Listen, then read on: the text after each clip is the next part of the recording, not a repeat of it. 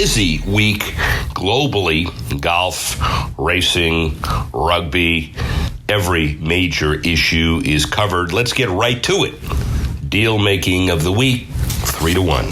First, Game of Thrones may be over, but the legend of Brooks Koepka grows. He wins and hoists the Wanamaker Trophy and further his fantastic lore. The comments, for example, like USA Today said it best, for a man almost childishly alert to perceived sights off the course, he moves through the choppy waters of a major like a shark focused on real meals and uninterested in the chum bobbing along the way. He overcame 4 consecutive bogeys on his inward 9, shoots a 74, wins $2 million. More importantly, finally cemented ultimate respect and big paydays with potential sponsors. His current deals are with Nike and Michelob Ultra, and he doesn't have an equipment sponsor. Dollar signs behind that equipment deal just went up big time. That's number 3. Number 2, it's graduation season, and we'd like to suggest a gift. Our Sport Business Handbook recognizes the last 50 years as the formative era of the modern sport business industry. As colleges and universities graduate their 2019 classes of aspiring career professionals, it's a rare opportunity to hear from some of the industry's most influential players. Consider that according to Forbes and PricewaterhouseCoopers, the U.S. sports industry will be an $80 billion annual category by 2022. Job growth across all sports industry, retail, related industries as well, expanding at over 12% annually, more than double the national job market. And in markets like Atlanta, Boston, Denver, Miami, Dallas, Jacksonville, Philly, and Pittsburgh, sports-related job growth is increasing at above 20% annually. The global sports industry estimated to be a $1.3 trillion category. Sports media, the fastest growing segment of the industry. And as a subset of that, legalized sports betting represents a $1 billion category poised to grow exponentially, as evidenced by casino and mobile sports betting legalized in Iowa. So, if you got a child poised to join the workforce post-college, they could do a lot worse than a career in sports. That's number 2. Finally, number 1, scene shifts to Indy. The Indianapolis 500 will likely be the first time a CBD sponsorship will be featured during an official IndyCar race. The development comes after Aero Schmidt Peterson Motorsports announces a partnership with CBD-based sports drink Defy, according to the Indianapolis Star. The product's name will appear on both James Hinchcliffe's number 5 and Marcus Ericsson's number 7. The CBD has been legal in Indiana since 2018, and the growing CBD industry has the potential to become a new revenue source for teams. That comes amid plenty of examples of drivers struggling to find sponsors, including Kyle Kaiser's number 32 and some others. Interestingly, while THC level in Defy is allegedly well below the 0.3% allowed, IndyCar drivers can't drink it because CBD is on the organization's banned substance list. But as the CBD market grows across the world, it's fair to wonder what sponsorship effect it'll have on IndyCar. Can't wait for Indy Weekend. It's the biggest economic impact event in the United States on a daily basis. Scott Seymour, Senior Vice President of Golf Consulting at Octagon Worldwide, has been in that position since June of 2016, but he's a 25-year industry veteran and a 23-year veteran of Octagon. He helps global corporate sponsors of golf understand the golf audience and how best to reach that audience in unique ways. He also manages and maintains key relationships with all of golf's governing bodies as the golf industry continues to increase, survive, and thrive. And by the way, the Tigerization of the tour, how's that? Especially with the PGA Championship coming up. Here's Scott Seymour.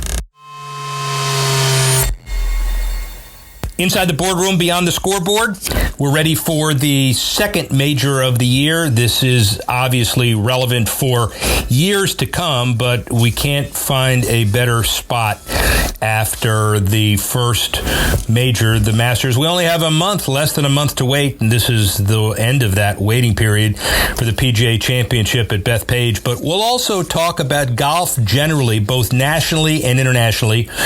Scott Seymour, the managing director of golf at Octagon Worldwide, a 28-year industry veteran, all at Octagon. He understands what corporate sponsorship is like, and we can talk about some of his sponsors as well. And the general business of golf, the timing is great. Scott, how are you? Doing great, Rick. How's it going? It's going really well. So have you been asked by thousands of your closest friends for tickets to Bethpage these next couple of weeks? Yeah, the sold-out Bethpage. I think everybody's pretty excited about what happened at the Masters and the momentum that Tiger has going into Bethpage. Obviously, everybody knows his history there, so I think everybody's pretty excited. Well, let's talk generally about the golf business. You have a real interesting position to do it. The Octagon world has been known as a leader in golf. Give us the elevator speech on what you do in a normal day. What I do in a normal day, I work with our clients on a normal day. We're really focused on how do we reach the golf audience uniquely for our clients. We focus on, understanding the viewer, the player, and the attendee, and how do we uniquely use the tools out there in order to reach them. It's everything from the PGA Tour to the PGA of America, the USGA, the R&A, the LPGA, all the different governing bodies around the world, to working with the media entities out there, NBC, CBS, the Golf Channel, to Golf Digest and Golf Week, USA Today, and how do we cobble it all together to make sure that we deliver for our clients that unique connection to the audience. Well, you're one of the worldwide expert cobblers, to be sure. And the industry for many years was sustaining itself, and there was the discussion about the Tigerization of the tour, which is great for the haves and not great for the have-nots. You look back at Tiger's world since the late 90s to date, it's undergone a hell of an evolution. Is the business and the industry stronger today than it was when Tiger burst on the tour, and if so, why? Absolutely. From a global perspective, it's definitely stronger. I think, obviously from last year to this year, seeing Tiger's resurgence and seeing the numbers from a media perspective jump, for example, on the weekend, 60% on NBC and 30% on the Golf Channel, simply through, the excitement in and around Tiger when he's competing. Now there's, a whole new movement of great young stars and interest around them. They've developed their own brands. Social media has really contributed a lot to that, where they can connect directly to their fans and their fan base in a unique way. You've seen technology really change the face of the game in so many ways. You think of things like Topgolf and simulators and range games and, short form elements that really just, the world is our oyster for what we can do and how we can do things differently with the game. The interesting piece about the numbers and how they've evolved is I think I'm somewhat of an industry veteran, meaning old, and I've seen a lot of these National Golf Foundation reports. It's the first time that I've seen anything ahead of National Golf Day that not only talked about the 24.5 million people who play golf on a course in 2018, but they added the Topgolf and facility stuff, talking about 33.5 million people. I find that to be a tremendous change and evolution on the theory that if you're swinging a golf club, you're playing golf. What's your take on all that? I think it's revolutionary. The things that Topgolf has done for the game is incredible. They've always been searching for short form ways to play the game, different ways to introduce people to a very intimidating game. It's absolutely fascinating. The numbers are amazing to me. So 50 Topgolf facilities in the U.S. You've got 17 million attendees in 2018. 17 million. That's equivalent to what the NFL does from an attendance perspective. You're looking at the average age. They always talk about golf and how, in quotes, old golf is, and it's getting older. But you look at Topgolf and what it's doing to the numbers. 84% are under the age of 44, and 68% are under the age of 35, and it's getting younger. You're looking at just sheer numbers of lifetime members of Topgolf, 23.5 million. I mean, that's incredible. You sound like a shareholder and want to be, and all of us do, in terms of what it does to build the game itself. According to that study as well, the NGF recently released one, the juniors, which are defined as 6 to 17, and the young adults, 18 to 34. It's about 35% of all on-course players, 2.5 million junior participants, 6.1 million young adults, and 5.7 million women. I guess the upward trend in all of these categories extends what you said about Topgolf, but is also good for the business? Fabulous for the business. It's really, you look at the technology and what it's delivering and how it's changing the game, it's fantastic. And if you couple that with, the fact that the PGA of America, the USGA and the PGA Tour and the LPGA, they're working together like they've never done in the past. The leaders there are really collaborating. They're thinking through the right way to approach the game, to change the face of the game. They're doing a great job. I think, you look at things like PGA Junior League and what that represents and the opportunity that PGA of America's got with them and developing that property over time and working with now a media partner like ESPN.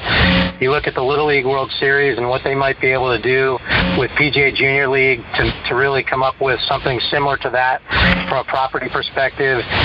That presents some amazing opportunities. You're looking at, diversifying the audience in an interesting kind of way through PGA Reach and through what the PGA Tour does with their First Tee programs. It's really, really fantastic. So obviously you've got to keep your pulse on all aspects of the industry, but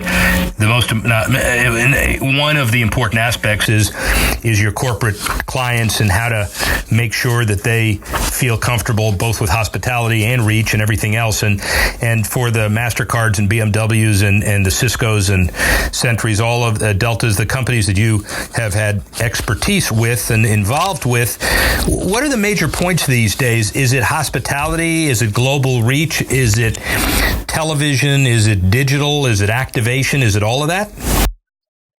All of the above, and it depends on the client and who they're trying to reach. You've got a way to connect from a B2B perspective, a way to connect from a B2C perspective, and it's really based on, what the objectives are for the client. And there are lots of different ways to do it. There are ways to do it through the leagues. There are ways to do it with, through the players. There are ways to do it through grassroots programs. There are lots of different ways to engage. So let's talk about golf for the everyman, not just the corporate support of people who watch and buy stuff. The course supply declined by 1.2%, 12.5 new 18-hole equivalent golf courses, 198.5 closures. The ratio is interesting.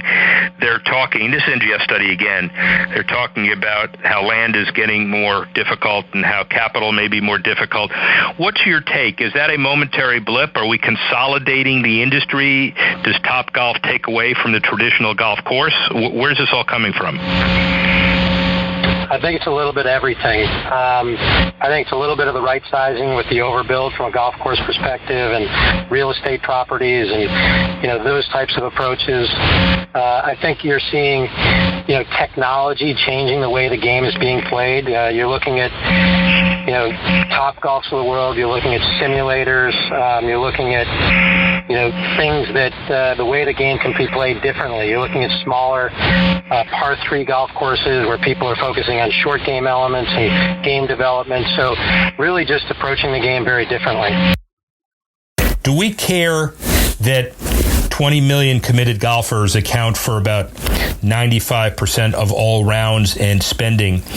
We want to make sure the industry, maintains the avid golfer, but also brings in the new young, middle, and old golfer through any number of contexts and keeps them coming. How does that balance work? That's a good question. I think you've seen, the studies from the NGF standpoint where, the same amount of golfers are coming in as going out. And I think a lot of that is the intimidation factor of the game. It's a time factor of the game. And I think you're seeing some of these technology solutions really present opportunities for people to re-engage with the game and stay active in the game.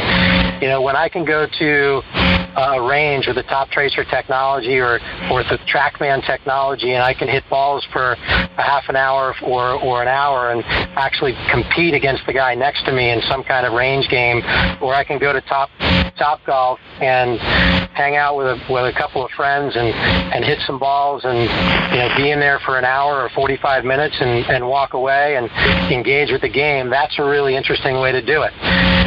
There are lots of different ways that they're engaging to make this game more fun and exciting. And so, as we get more competitive, it's not just all of the sports that are in this world, but, when you look at, rumor has it that you ski, you play and coach lacrosse, you fish, and obviously your family takes up a lot of time. Is it harder, though you're in the industry, to allocate 4 or 5 hours to golf? And if not for you, then the average person, we got to find other ways to have people enjoy golf and maybe not spend those 5 hours? Yeah, look, I think those 5 hours and walking those 5 hours and being a part of the game is really important, and I think there are lots of different ways to play the game. There'll be times where I'll go play, 3 holes, 6 holes, 9 holes, go out at 5 o'clock in the afternoon, play 9 holes and have dinner. So there are lots of different ways to engage with the game. I don't think we need to kind of change the 18-hole construct of the game. I think we just need to create access and opportunity for people to enjoy it differently. Do you like interesting perspective from friends like Jack Nicklaus, who, as a purist, had an entirely different take than he is after 75. But that 15-inch cup that he's now authorizing or endorsing, and the play it forward, even the young tees 100 yards ahead, as a purist, you don't like it, but as a realist, you realize it makes the game fun and brings more people into it? I'm all for tee it forward. I think you want to basically play it the distances where you should play the game. Tee it forward is a real exciting part of the game and allows people to compete against each other. The best part about playing the game of golf is, the handicap system. An 18-year-old, a 9-year-old kid can play against a 60 or 50-year-old man or woman, and, it's the greatest part of the game. And tee it forward is really a really good part about it that makes the game enjoyable. Why tee it back at 7,000 yards and make the game really difficult and hard? It's already hard enough. So I am all for that. Well put. With regards to changing the traditions of the game, the size of the cup and those elements, I'm not in favor of it. I just don't think we need to go to those lengths. I think there are other ways to enjoy the game. I think, I go back to some of the technology elements, and, you have the traditional golf courses, and then there's technology elements. You see the gamification of the game. There are going to be ways that, you can go to other venues and you'll see different targets that drop down through visual elements, and you can hit those targets, and it's just different ways to enjoy the game of golf. Hear you. Couple more as far as the future is concerned. What's the biggest change you would make today if you had a magic wand that transcended all of the governing structures and the way the game is played itself? One thing. What's that thing? Wow, that's a difficult question. there's so many changes. I think access to the game is something that we all need to work towards, creating better access to the game. You see that people come in, it can be expensive in certain areas, it can be challenging, but I think access really is the name of the game. And I think the organizing bodies are really doing a good job to really make some headway there. Incredibly important point. Final question. 10 years from now, what does the industry look like? What does it look like? I think you're seeing a global tour. I think you're seeing China on a world stage, with, the likes of, you've got Hao Tung Lee and you've got stars like that are going to raise the game in these countries that are young and developing countries from a game of golf. And it's going to be a worldwide connected tour. And the game will be growing immensely. You'll see technology play a major role. For example, you have competitions with simulators around the world, and somebody playing in Alaska and somebody playing in Japan and somebody playing in Korea, and they can all play against each other in some kind of connected way. It's really going to be a fascinating time, in these next 10 years. And you got your hand on the pulse of it. And you got your hand on the pulse of it. So my final question, if money's not changing hands, what do you think of somebody who regularly sweeps away 4-foot putts? Regularly sweeps away 4-foot putts. You mean, is that shot good from 185 yards? Yeah, there you go. All right. I thought we'd have a difference in opinion, but go ahead. No, look, I think everybody wants to enjoy the game. And, wow. When you're playing a friendly game, I think you should give putts when you're having fun. If you're playing a competition, you need to make those putts. That is a great answer. Scott Seymour, your mouth to God's ears. Let's rack this up, and I'm taking this quote on the course with me. Rick Horrow, sports professor. See you soon. Next, the Tech Sports Minute. Big issues this week. First, UFC and Chinese social media platform Weibo have partnered for a larger overseas profile. They built the UFC Performance Institute in Shanghai, which is the most robust center to date. Highlights from UFC matches will also be shown at the center, touted by UFC as the world's largest MMA facility, getting bigger, more money every day. ESPN partners with Caesars for sports betting shows. Bloomberg says Caesars Entertainment will have odds data and branding integrated with the ESPN programs, and they'll put a studio inside Caesars Link Hotel and Casino in Vegas to build a new series of shows and videos aimed at the sports gambling market. And nearly a year after the Supreme Court ruling, which federally legalized sports gambling, TV networks have jumped on the opportunity to boost their viewership through sports betting, as many consumers use other devices and OTT platforms for entertainment. Finally, 2019 Women's World Cup finds a way to Snapchat. Fast Company said Nike's launched new Snapchat Lens that allows fans of the U.S. women's national soccer team to try on and buy the team's new kit before the 2019 Women's World Cup in France in June. Fans can pick between the home and away jerseys, and then a quick swipe will take you to Nike.com for an instantaneous purchase. This new AR filter was only available for a day, but the soccer kits prove that women in sports are getting a serious marketing push, as it marked the first time that a brand has ever done a shoppable lens for apparel on Snapchat. And that's your Sports Tech Minute. Finally, the Power of Sports Minute. First, the final whistle on Hate charity soccer match drew about 28,000 fans to Gillette Stadium. Chelsea topped the Revolution 3-0. Bruce Arena was in attendance, with the Revolution set to formally announce that he'll be tabbed with the dual roles of coach and sporting director.